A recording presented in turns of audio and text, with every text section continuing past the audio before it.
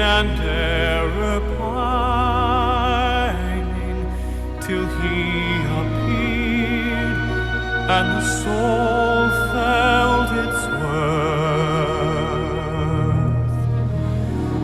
A thrill of hope, the weary world rejoices, for yonder breaks a new and glorious morn.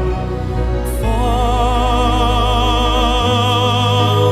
on breeze, one glorious morn. The angel voices, O night divine, O night when Christ was born. O night divine,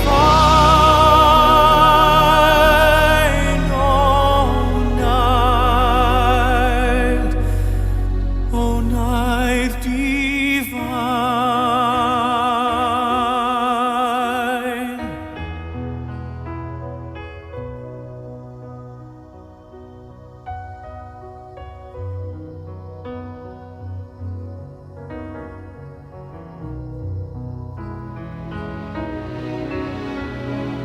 Chains shall he break, for the slave is our brother,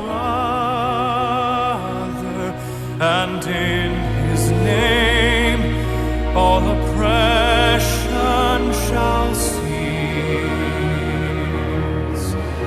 Sweet hymns of joy in grateful chorus raise we, let all within us praise his holy name.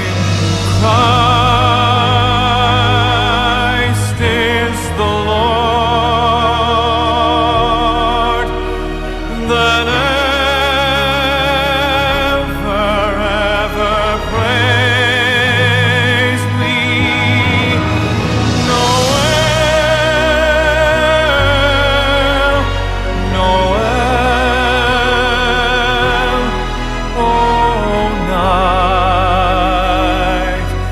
O night divine. Noel,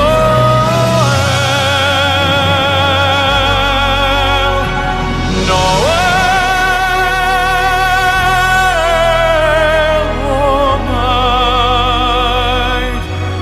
O night divine.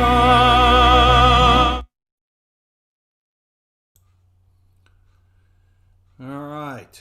Good morning, everybody, and Merry Christmas. As we continue the Christmas season, looking forward to it. I know everybody's looking forward to 2021 this year, so this will be our last coffee hour with Father Paul for 2020, but the whole coffee hour is dedicated to looking ahead to 2021. So without further ado, I'm going to turn it over to Father Paul, and he's going to get us started. Oh, you're muted. Good morning, everyone. We're glad you're with us today, and we'll be talking with some folks from the parish, with Casey and Aaron Phillips, and also with Whitney Allen. Deacon Tim will be a little more than the technician today. He'll be part of the conversation too.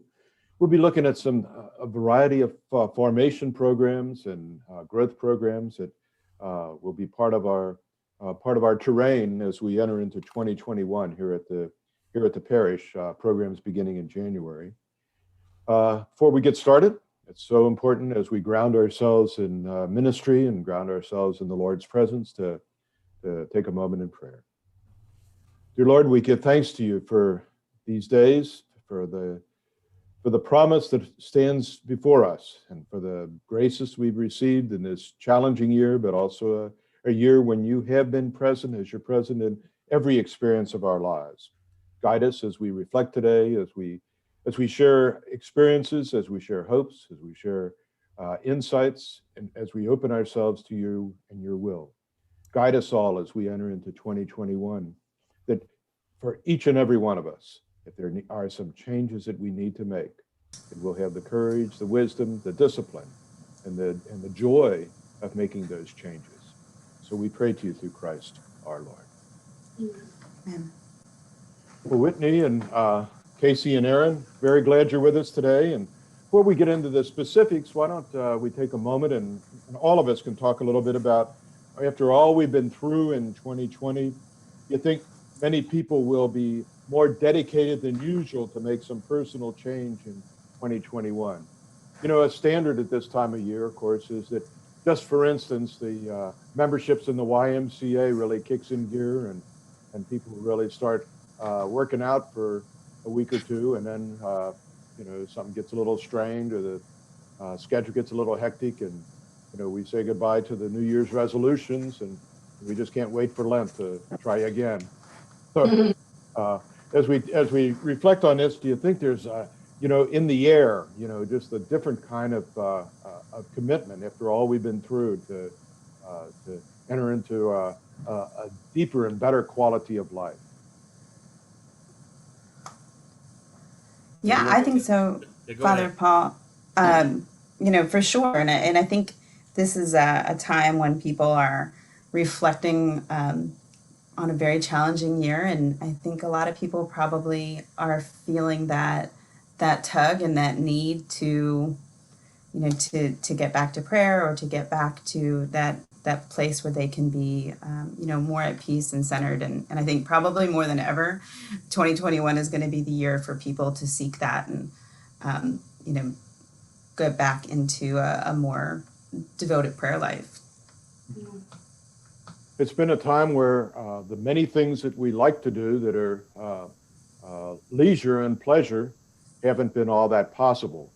So what's been going on, I think, with a lot of people is we've had that challenge to reflect on what's most important in life. And so now that we're going to have multiple options, hopefully as things begin opening up, you know, we have that chance to grow in those deeper areas of our lives. You know, whether it's family life or our spiritual life or you know our relationships, whatever that might be. You sense some of that too, Casey and Aaron? Yeah, I think so. I think we've kind of gotten to the point, at least I know in my experience, where I think of the quote I hear from Dave Ramsey, the financial guy, a lot is, you get to a place where you're sick and tired of being sick and tired. Well, I think we're all sick and tired of it, and we're looking for ways. And I think, you know, based on the responses we've had so far with these programs that we're going to talk about, I think a lot of people are sick and tired and are looking for ways of taking back control. I think maybe the Netflix watching and the other things we've kind of slid into because we're in or whatever has gotten us to a point where maybe we need to refocus and kind of grab hold of our spiritual lives and in a new, fresh way. I agree. I think we've all had an abundance of time to think, and particularly for those outside of the church, that's a scary thought, because now you're left with questions of why this, but why anything. And I think that promotes a growth of faith, though, too. You're looking for why would this happen, but why would it not happen? You know, the universe isn't naturally good necessarily, so why isn't it? Or why do I expect it to be? And I think those questions lead to a deepening of faith for those that have faith and to a question of faith for those that don't. In a way, it's almost as simple as with the pandemic. You know, why did so-and-so get so darn sick? Why did so-and-so die? Why did so-and-so, or me, who's been out and about in ways that are beyond the, you know, the protocol, not get sick? You know, and so there's those kind of mysteries we're dealing with. Well, let's talk about Exodus 90. That's something you'll be very much involved in. Casey, can you explain what Exodus 90 entails? Yeah, sure. It's just misery for men. That's basically it. No, I joke about that because one of the first things that people hear or see about Exodus 90, and they're either automatically kind of repulsed and don't want to listen to the the actual details is that there are like things like you have to do like cold showers. So before, if you've heard that from Exodus 90 and you're automatically like, nope, I'm turned it off, just bear with me. Like give it a fair listen. So Exodus 90 is basically I think about it as a 90-day spiritual boot camp for men, right? Of kind of a realigning of ourselves. We've all heard those kind of anecdotal stories about how it takes, or research has shown it takes 90 days to create a new habit, or to create new ways of thinking, right? To rewire our brains. And so that's what this is kind of based off of. That's why at least the 90 days anyway. But it's just a regimen of prayer, asceticism, and fraternity. There are three pillars which Exodus 90 kind of revolves around, and those are the three. So basically, it's a summoning of men back to the foundations of their faith, right? So we get like we were just talking about at the top of the hour, we're kind of in a place where it's really easy because of the pandemic and other things to kind of be lax in our prayer life, or we lose focus, and maybe for good reason. But now is the time, I think, and especially, every year I feel like at the beginning of the year, it's time to recommit. Now more than ever, I think, is the time that men and women are wanting to do that. And so Exodus 90 provides that for men, right? Gives them a way. And I think that, so prayer, asceticisms, the different things we either have to give up or take on, and fraternity, right? Meeting with other men that help to keep you accountable on a weekly basis, and also to provide that support and encouragement which you need when you're going through something like this, and which we need going through a pandemic, to be honest. How many guys in the parish have already participated in Exodus 90? Yeah, we've got, so we started out as a little group. We started out with 7, and we ended up, I think, last year with about 24, with those 7 participating again. So pretty good growth from the first year to the second year. Of course, numbers are still trickling in on this year, so hopefully we can have a good showing this year as well. How many sit down together in a group as they sort of offer that support to one another? Yeah, so of course, pandemic, doing it virtually is a little different. At least the first year and the second year we had some time together physically, but usually, it kind of depends on how big we get, but somewhere around 10 or so men meeting together, and once a week, kind of just going over what's this week been like, where has the Lord, been present, where have I seen him present in my life working, where have I maybe not, gone that extra mile or responded to the call, and just in good fraternity and encouragement. So.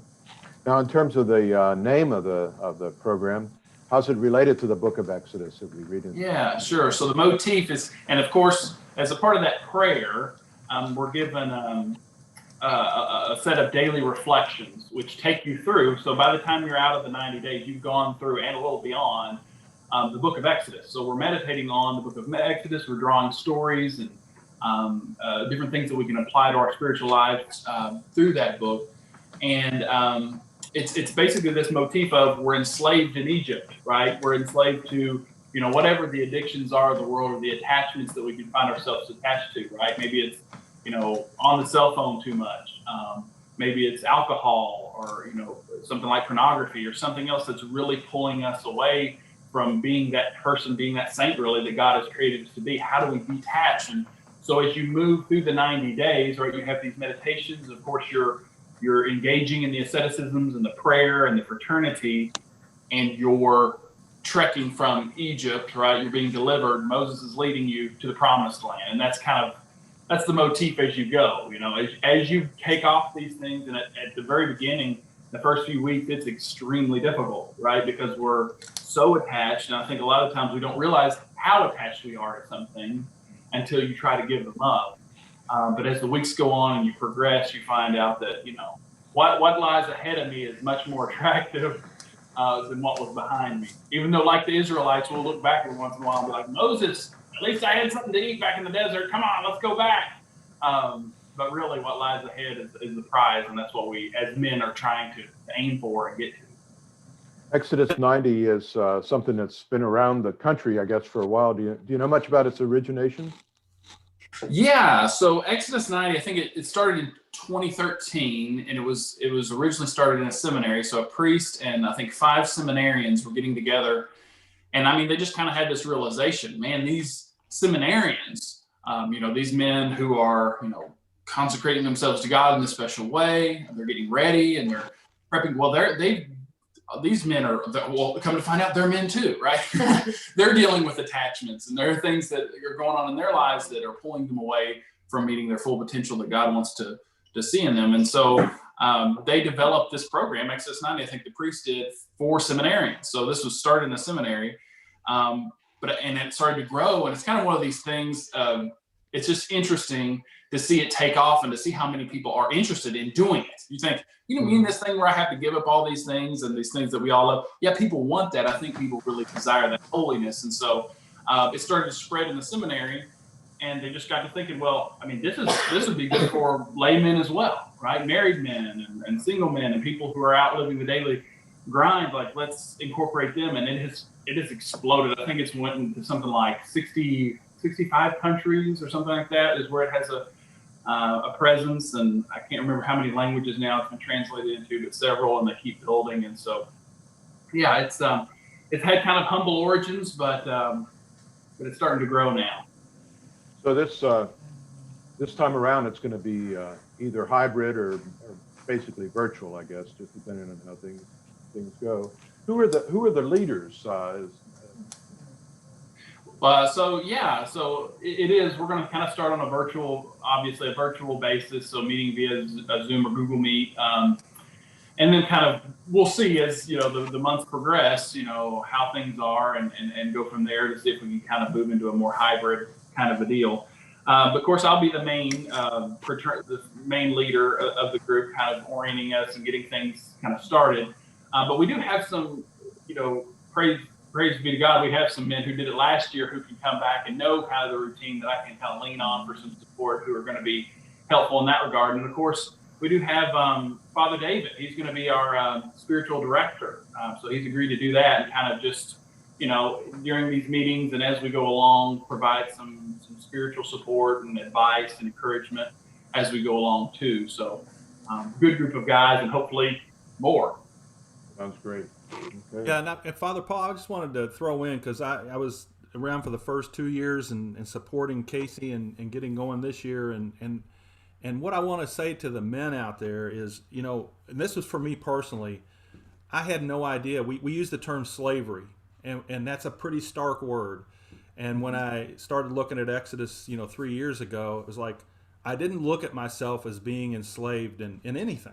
I thought I was doing pretty good, live a faith-filled life, but boy, when you look at things like your phone and your internet usage and TV watching and those things, and those things aren't bad in and of themselves, but like when you look at how you're really tied into them and sort of if you look at how much time you have each day and how much time you're spending in these areas, it can be really awakening. And what Exodus, I think, does for a lot of men is to really help them understand the whole point of Exodus is to say, where is the center of your life? Who's in the center? What is it that gives you purpose and meaning to life?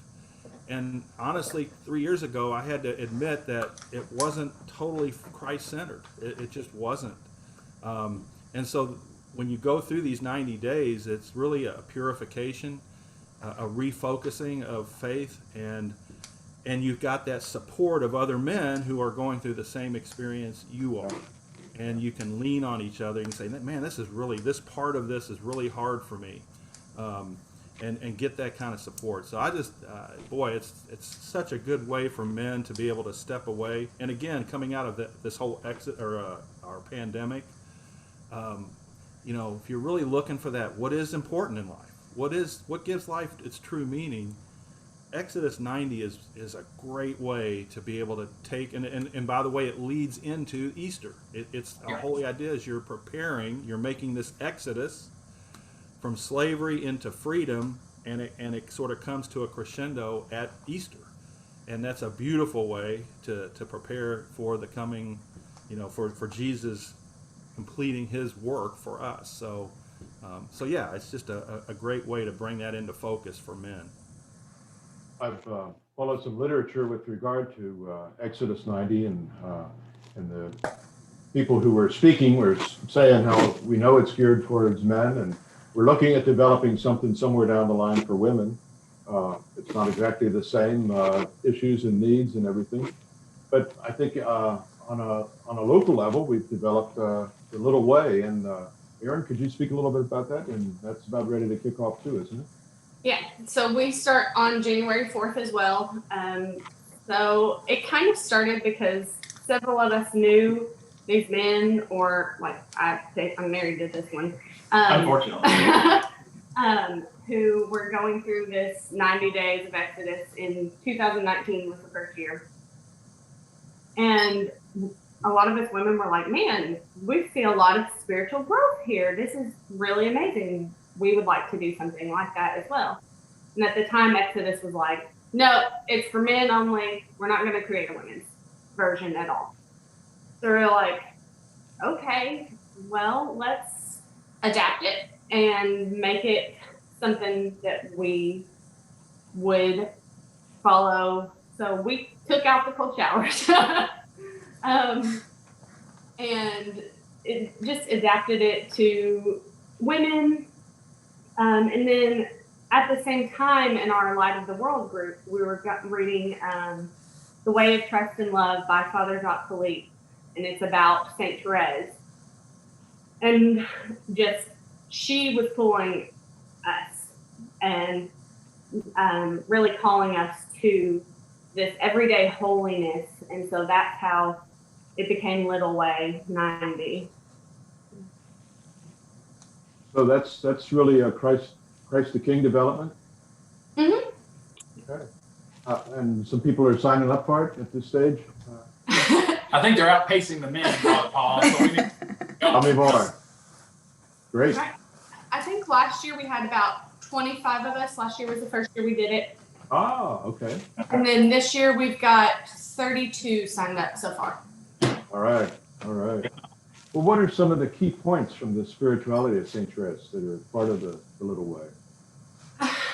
I would say the most important thing is finding holiness and opportunities for holiness in those everyday opportunities. It's so hard, but it's so easy to accept being holy. I can gossip about someone, or I can stop myself and keep my words to myself, or I can go too far with my eating or whatever, or I can stop myself. And those small things, those little ways to become holy, I'd say that's the most important part.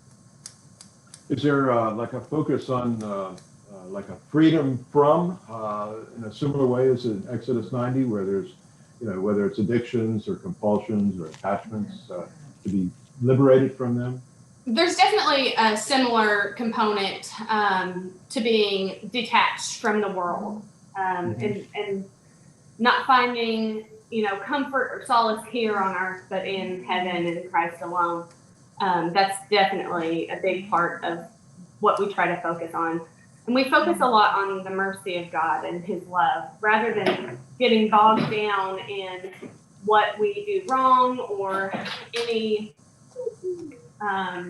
like mistakes we make. Like, so maybe I accidentally eat a chocolate. Well, I'm supposed to have given up sweets. It's not the end of the world, but recognizing that God has mercy, even when we don't do the right thing, we still try to. Mm-hmm. So you've done that the past year. Have you seen some new friendships emerge among the women who've been involved in? Yeah. So definitely after last year, we grew a lot closer to people in the group. This year, there's a lot of people signed up that I don't know, and I'm excited to get to know the people that are signed up and form more friendships. I think that'll be great. I think community is a big part of it. Having those other women with you that you can rely on or ask for prayers from, and knowing that they're there with you through this crazy, like, fasting twice a week and that kind of thing. They're there with you, they're struggling with you. and knowing that you have that community and support is a huge grace and blessing. Does the Little Way have a regular approach to day by day with scriptures also? So this, we don't follow any like Bible study program at all. We encourage daily mass, and this year we are adding in. We do 20 minutes of contemplative prayer, a holy hour with at least 20 minutes of contemplative prayer, and this year we're adding in a like prayer journal component with that. And then we're also adding in Lectio Divina on Sundays with at least the gospel reading on Sundays. We will be following that, and then we will discuss those in our group. Great. And so your goal will be to go all the way till Easter also? Yes, we go all the way up to Easter. All right. Well, why don't we all weigh in a little bit on some of the generalizations, the differences. You know, we know there's books written about, you know, male spirituality and female spirituality. There's books written about, you know, people who pray who are introverts and extroverts, and you know, there's all kinds of theories out there, of course. But from your experience, and like for instance, I'll start us off. You know, I tend to think of, you know, I've been on retreats, you know, just for men, you know, in terms of men's spirituality, and sort of the highlight would be sitting in a circle around a campfire and everybody beating on a drum and getting in touch with our wild man inside. And you know, yet I think the highlight for women would be, you know, being in a circle and dancing together. And you know, I just don't see a bunch of guys doing that. I don't see a bunch of women sitting around beating on a drum and, you know, giving some kind of guttural call from deep inside.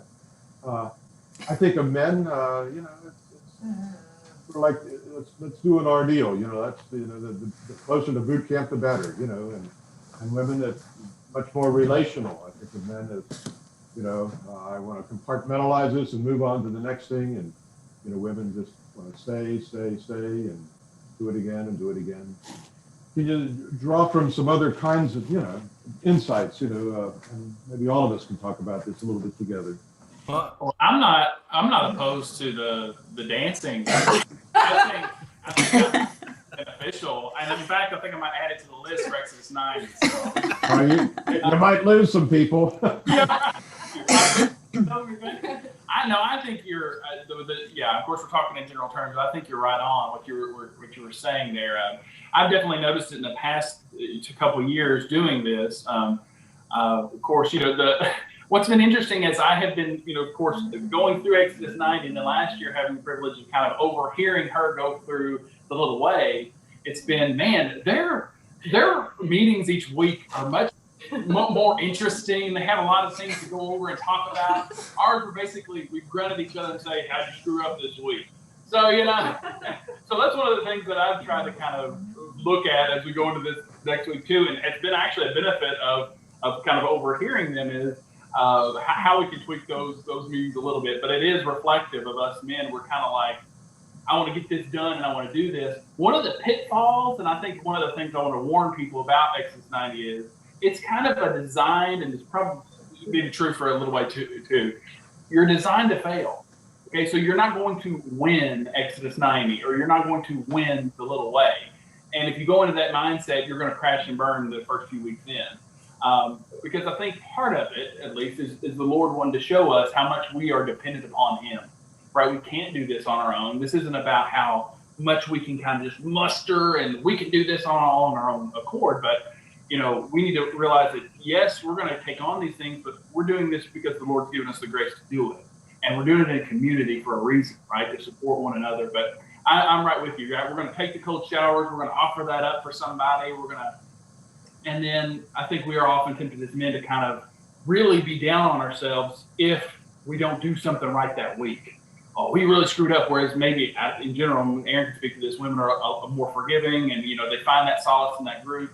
Whereas we're like, I can't believe it. You know, I'm a man. How did I screw that up this week? And I feel so pathetic. And so trying to find ways to say, hey, this is about the Lord and His mercy. This is the Lord wanting us to obviously He wants us to cooperate with Him, but to walk and to become that man that God's created us to be, which is I'm like with both approaches, the key is growth, not perfection.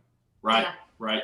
Yeah, and I think also from the male perspective, I think that the beautiful thing about Exodus is it connects this idea that men need a challenge. They need to sort of have a conquest, and sometimes we portray Jesus, unfortunately, as sort of this meek, mild, kind of holy, like, and he is holy, but he's holy. He came to fight for us. He came to fight and die for us. And we can take Exodus. Exodus helps men understand you can be fully male, and you emulate Jesus because he came to fight and die for us. And so can we die to ourselves for 90 days and learn the way of the cross, right? That's the male, that's sort of bringing the men into an active participation in the faith in a way that allows them to be men and have that challenge. And as Casey said, you're not going to win it every day. You're going to get beat down some days. But in doing that, you're also going to get built up because you're going to realize, yes, when I rely on Christ, I can do these things, right?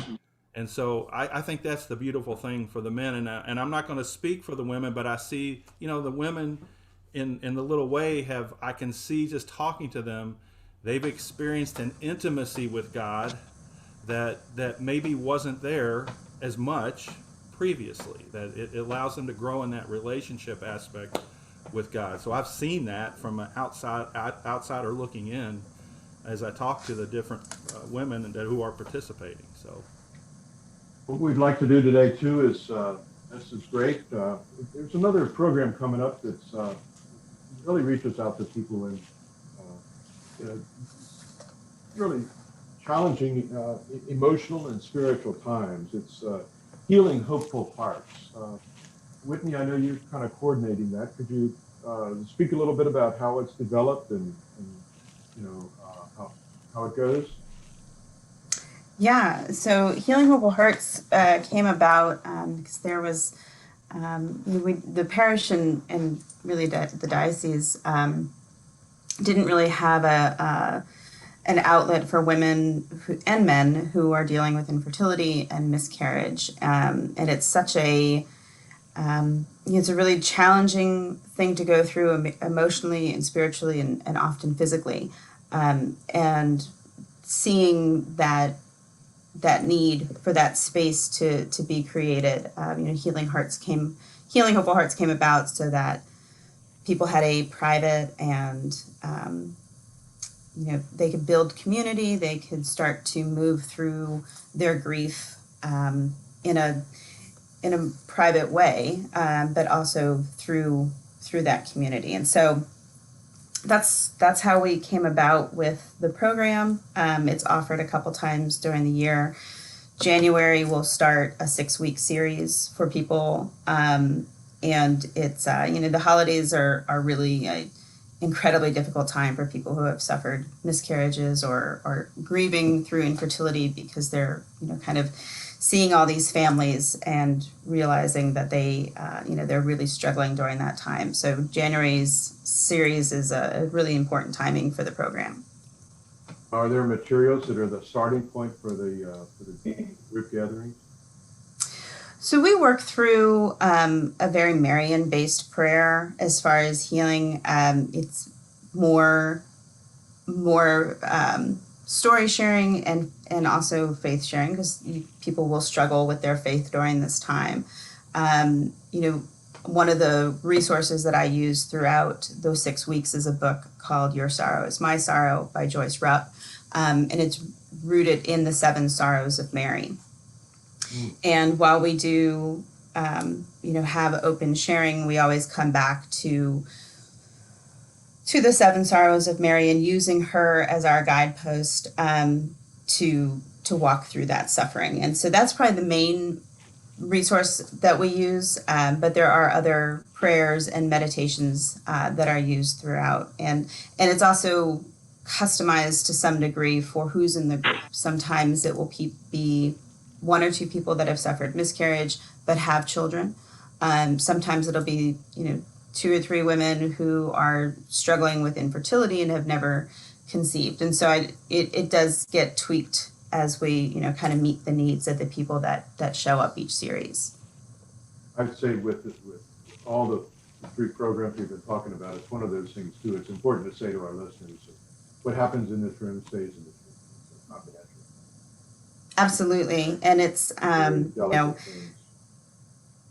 and it's one of the reasons why I think programs and communities don't exist in quantity on this topic, because people don't talk about it and they don't know how to talk about it. And so a lot of times it's a true suffering and people deal with it alone. Even within marriages, you'll see, kind of a struggle to connect, whether it be one person's processing a miscarriage differently than the other.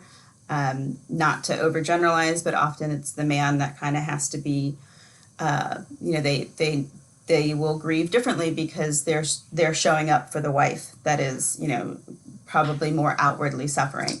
And so you see that kind of polarization even within a marriage. And so it's really important for people to have a place to go and to know that it's a safe and private community. So far, has it been men and women both in the group, or is it all women so far in the group? We've had a few men that have come through with their wives. And so it's certainly more focused towards women, but we do welcome men to join, and because they grieve this too, they just do it differently. Mm-hmm. Yeah. Can you let's talk a little bit about some of the differences, if we could, between, say, what's going on inside, and again, with some generalization, what's going on inside a person with miscarriage as opposed to infertility.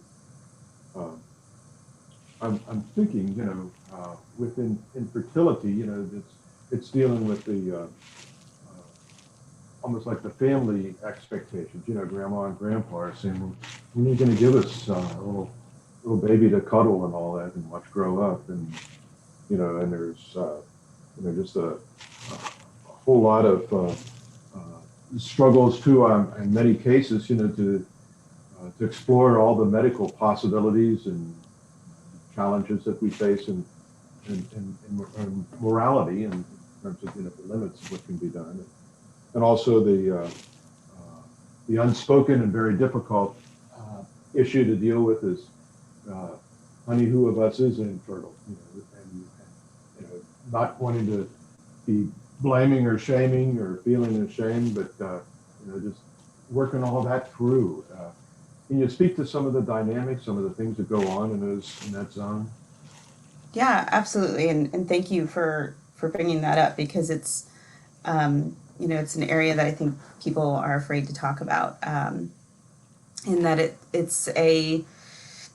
I think spiritually it's kind of, dealing with infertility and miscarriage is very it's very challenging, because you're dealing with emotions of jealousy and anger, and there's a lot of comparing and a lot of questioning God, as far as why me, why not them, or why them, why not me, and you see that across the board, and it's one of the things people are afraid to talk about, because they think it's wrong to feel these feelings, it's wrong to be angry, it's wrong to doubt God, it's this is the season, where our scripture readings have looked at barren women who nothing's impossible with God, and so there's that thing of, shoot, if I'm praying hard enough, we will conceive. Right, yeah, and oh wow, they walk through that every day, and sometimes these readings can be difficult for women. I think they can be helpful for women who are maybe in the middle of infertility and saying, like, here's this example, nothing's impossible with God. And then it can also be challenging, especially if you end up being somebody who never does conceive. But, kind of back to what you were originally asking, it's a both of these are very complicated, especially through a Catholic lens, when you get into the financial challenges of it, and also through the moral challenges of it, as far as what your options are, and walking this path as a Catholic can be very challenging, because your options are different than what is, maybe acceptable to a broader society. And we also, with our faith and belief in life and when life begins, it can be a different type of grief. I think all women grieve if they're going to, if they suffer a miscarriage. I think when it happens with Catholics, what our belief in life is, it can be, more challenging, and not to compare grief, but I think it's important for us to look at all of the complexities of infertility and miscarriage with a strong Catholic lens. Yeah. In terms of miscarriage, I again, as a guy and a guy who's not married, but I just think that the woman who's miscarried has had some kind of relationship with that little person that she's been carrying. That nobody else has felt or seen, and again, she's not able to really connect with this little person, and I think that adds to the intensity of a miscarriage and what's going on inside a person. Can you speak to that a little bit? Yeah, it's something we talk a lot about in group with women who've dealt with miscarriage, and I know the male perspective just from my own husband, but as a woman, it's the moment that you know that you're pregnant, it's a physical, it's a spiritual connection, and so it's when you suffer a miscarriage, it's not just the loss of what you thought your family was going to be. It's a physical, it's physically painful, and then you're left with this emptiness, and you had this life inside of you, and that's not something that you can really explain in full, I think, until you experience it. And so it's a very real grief that you have to process through the spiritual, the physical. You're kind of stripped of both of those things all at once in that moment, and and you can't do that alone. You can't process that by yourself. Yeah, it sounds like it's really a support group in many, many ways. Are there some differences that, say, somebody who's carried a baby for X amount of months versus a lot shorter term, when the miscarriage takes place? Sure. Common experience there. Yeah, I think naturally I try to be careful to never kind of compare grief. But I think naturally the longer that you have that life inside of you, the more, the more traumatic it is in that event. And Healing Hopeful Hearts is there's kind of a line once a life gets to a certain point, and that sort of turns into a different process where you're grieving that later miscarriage in a much different way. So we try to be sensitive about it, and if it's an area that is, I try to make sure that we get people the help they need if it's something outside of what Healing Hopeful Hearts can provide. Yeah, so there can be some referrals also. Yeah, for sure. I always think of the stages of that Elizabeth Kubler-Ross has had with regard to responding. It originally started with looking at responding to death or hearing of death, but also any loss. With all that's there, even the denial that it's no big deal or so, and some of the anger and depression that kick in. I'm sure there's sometimes some resentment. We see a couple of so-and-so and they just seem so cavalier or non-parental in terms of the way they take care of their kids, and it probably grates at people, and to help them to have merciful hearts is really important. So can you speak to some of that?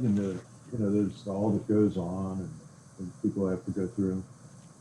Yeah, and I think it's something that people don't think about.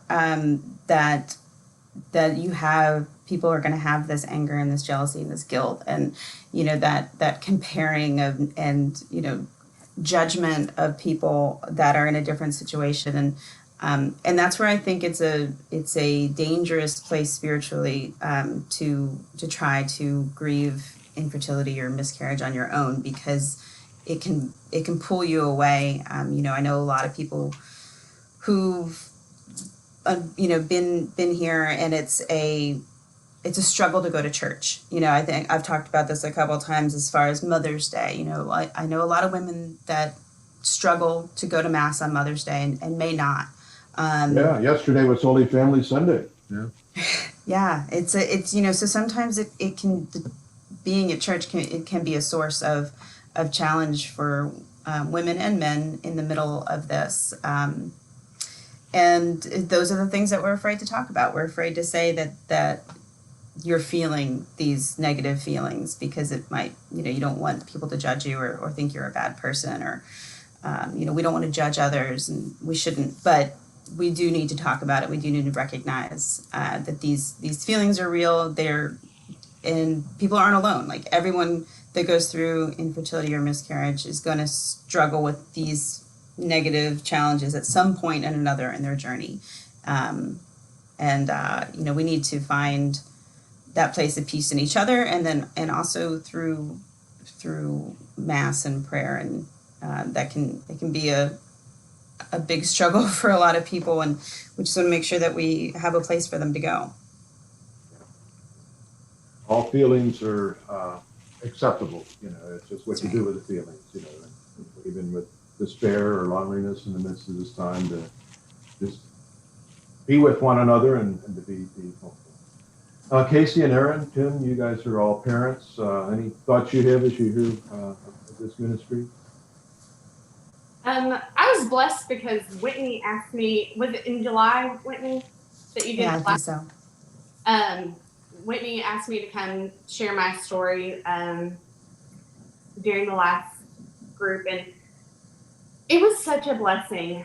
So your story includes some miscarriages? Yes, so we've had 2 miscarriages, and that was between our second and third child, and then just infertility and interspersed between all that as well. And being in a group of women who understand, there's so much you don't have to say, because it's just shared and understood.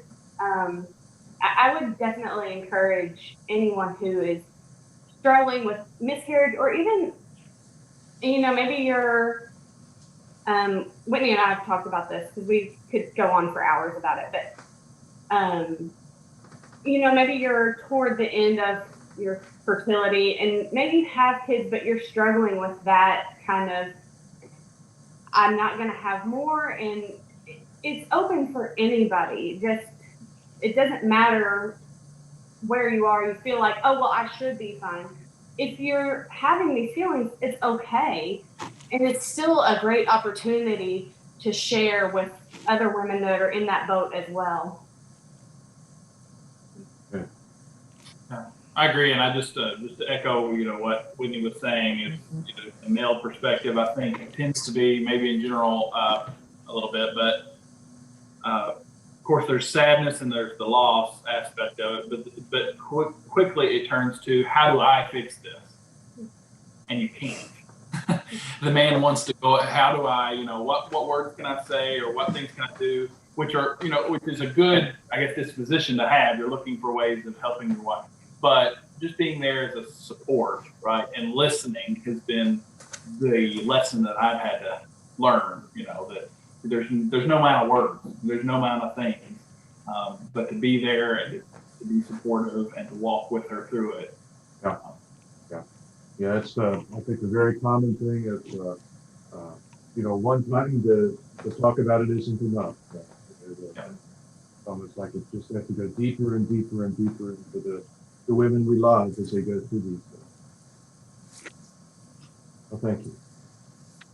I think people can sign up for all these groups. There's information in the bulletin. You can get on our website.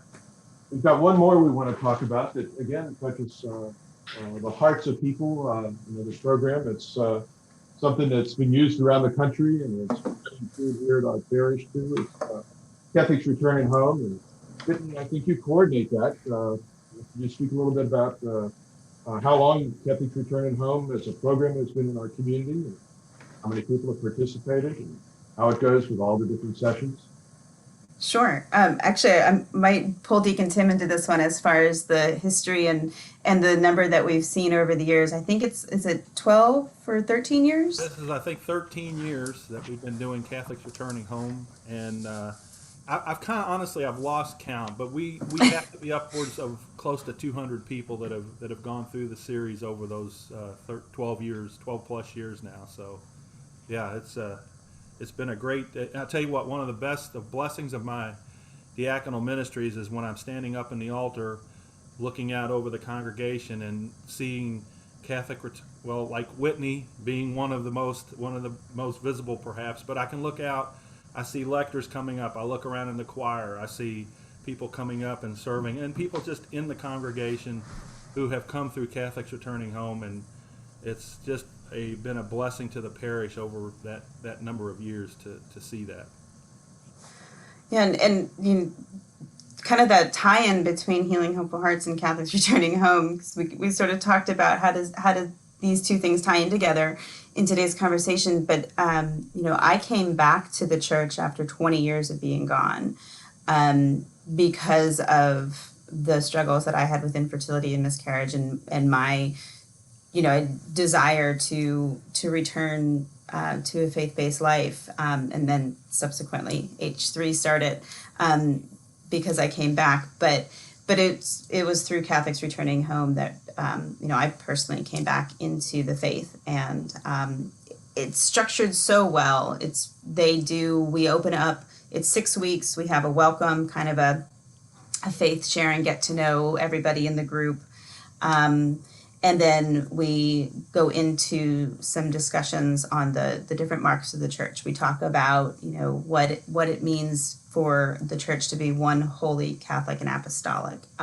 It's really a true foundation of getting back into what we believe and why.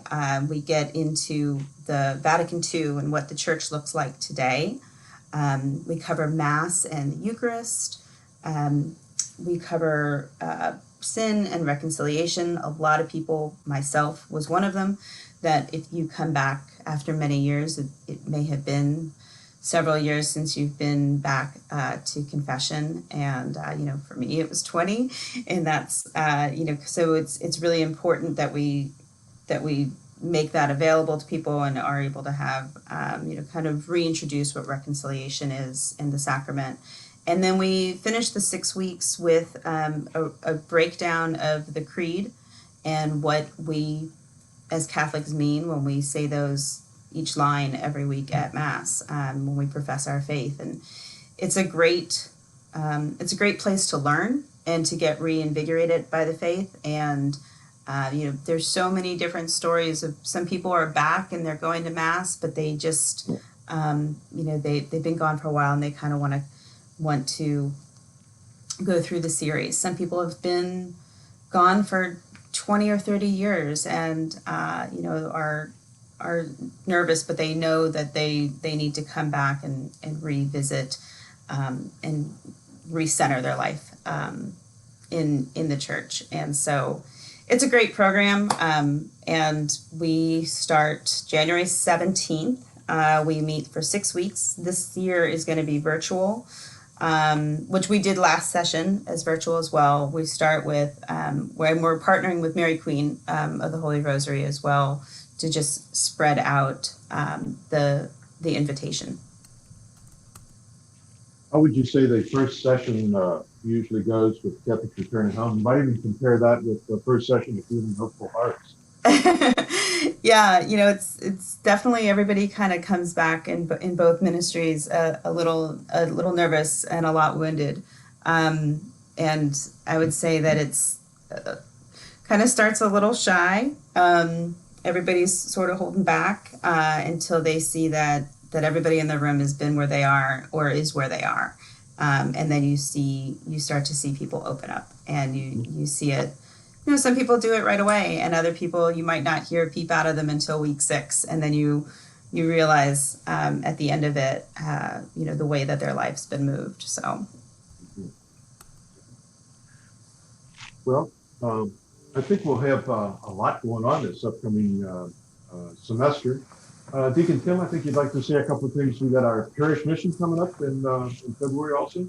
Yeah, we have. If you all remember, back when the pandemic broke out, we were all geared up for Lent, and we were getting into it, and we were going to have the Men in Black, which would be our third. Let's see, I think our third or fourth. I can't remember. I'll bring the flyer up. Here's the flyer, and actually it's the fourth. So what happened was the pandemic broke out, and we had to shut everything down. And unfortunately, one of the consequences was we couldn't have our Lenten mission last year. And so, looking ahead, and of course, we're hoping that this vaccine will begin to show some results, but we don't know where we'll be. But we've decided to move ahead, and we're going to have the Men in Black under the current restrictions that we're doing now. So it will be a limited capacity audience, but we are going to live stream it this time around. So now that we have our act together, we kind of know more. We're going to move ahead, and our 3 Men in Black, Father Danny Taylor, Father John Moriarty, and our own Father Damien are going to be our Men in Black this year. So I just wanted to get mainly at this point, just for people to get it on their calendar. February 28th, March 1st and 2nd. It's an opportunity. Again, the Men in Black have been over the years some of our most well-received and popular Lenten mission speakers. So these guys are going to be great. Hope everybody can make it either live or come by live stream. And we will be setting up reservations. They're not open yet, but we will have that set up so people can come and get seats. But if you can't make it, don't worry about it. You'll be able to watch them on live stream as well. So February 28th, March 1st and 2nd. That's a Sunday, Monday, and Tuesday evening. So get it on your calendar, and we'll be ready to go. They're excited, and I'm excited to have them here again. One of the things about a parish mission, it's like a retreat. It's a chance for people to really reflect, not just from their head, but also from their heart, about the constant love of God and the flaming power of the Holy Spirit and the desire to connect with us that Jesus has, and to make some changes, to just live in harmony with the Lord and the way we're called to live. So it's almost like a stay-at-home retreat rather than going away. And again, it's done in the church context or a community context.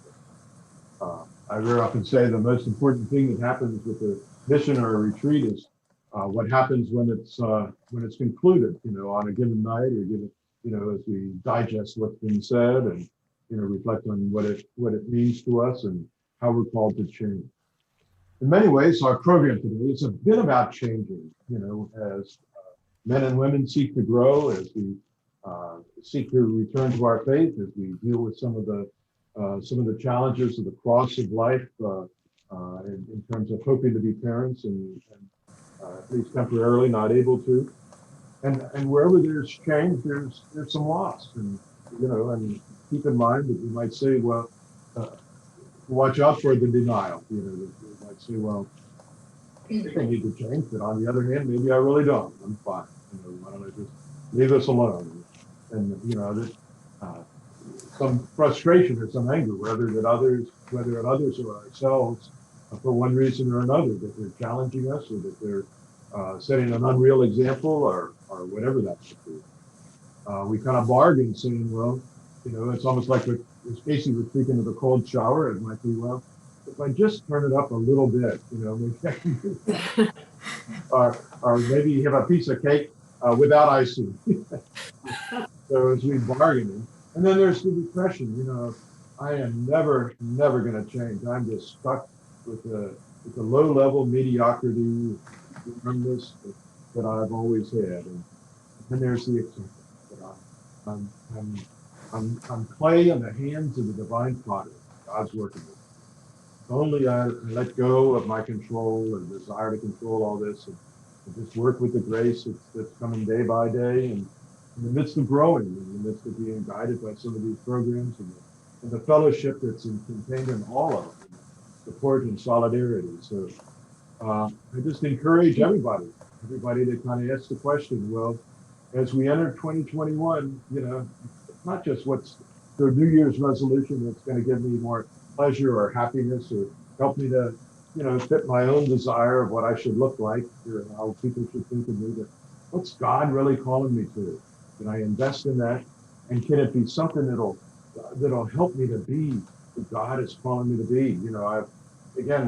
This year, we've seen the challenges to the exterior of our lives, and we've had to draw from the depths of the interior. Now it's a chance to really build on that as we go into 2021. It'll be a very special year for us. I encourage everybody to kind of ask the question of how the Lord is calling me to grow in this upcoming year. So again, thank you for being with us today, Casey and Aaron and Whitney and Deacon Tim for being such an active participant too as we talk through these things.